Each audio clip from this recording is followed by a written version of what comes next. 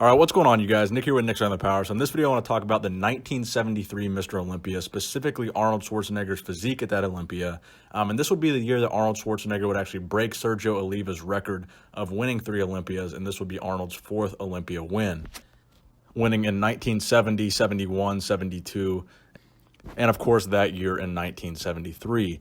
So specifically the 1973 Olympia, I believe, is Arnold Schwarzenegger's most shredded physique that he ever brought to the Olympia stage. Now, the following year in 1974, most people would argue that 1974 was the biggest physique that Arnold ever brought to the Olympia stage. Many say 1974 is the only time that Arnold was over 250 pounds on stage.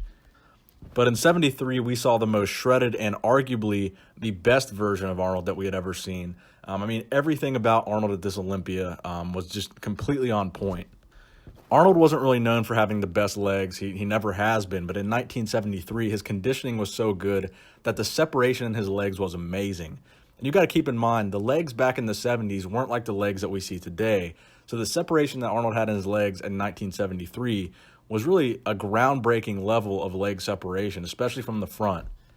So I think the front double bicep pose tells a lot of the story about Arnold's conditioning in 1973, but I think probably the best pose is this pose you're looking at here, the most muscular pose from 1973.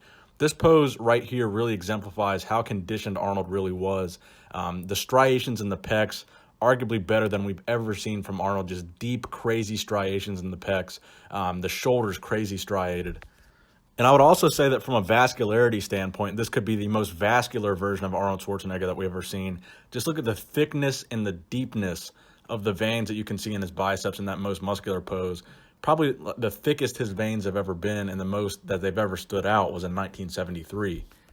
Now, a couple interesting facts about the 1973 Mr. Olympia. Number one would be the fact that Sergio Oliva was originally scheduled to compete, but this was a show that he was actually disqualified from or barred from competing by the IFBB for competing in a rival organization known as the WBBG, or the World Bodybuilding Guild. And this was a promotion done by Dan Laurie, who was one of the biggest rivals to Joe Weider. So in 1972, Sergio Oliva competed in the WBBG Mr. Galaxy competition. And this was after the IFBB had implemented their non-sanction policy in 1991. So 1991 was the year that the IFBB said, okay, if you guys want to compete in other organizations, that's fine. But if you do so, you won't be able to compete at the Olympia. You can only be an IFBB pro bodybuilder. You can't be a pro bodybuilder in other organizations. The IFBB is it.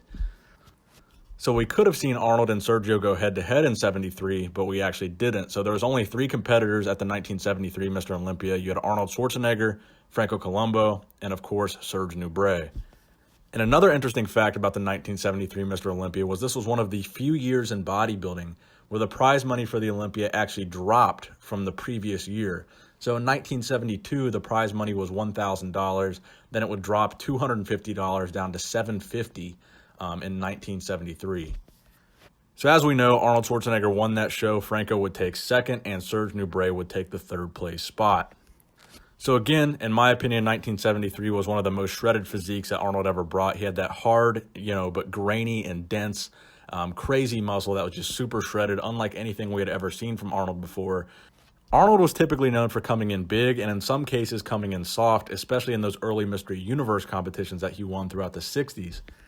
But at this particular show, we saw Arnold like we had never seen him before, extremely ripped and extremely hard, and just striations and veins all over. So in my opinion, 1973, the most conditioned Arnold we ever saw. Let me know in the comment section below what you guys think. What year was Arnold's most conditioned physique? Please give the video a thumbs up if you enjoyed it. Nick Strength and Power, signing out.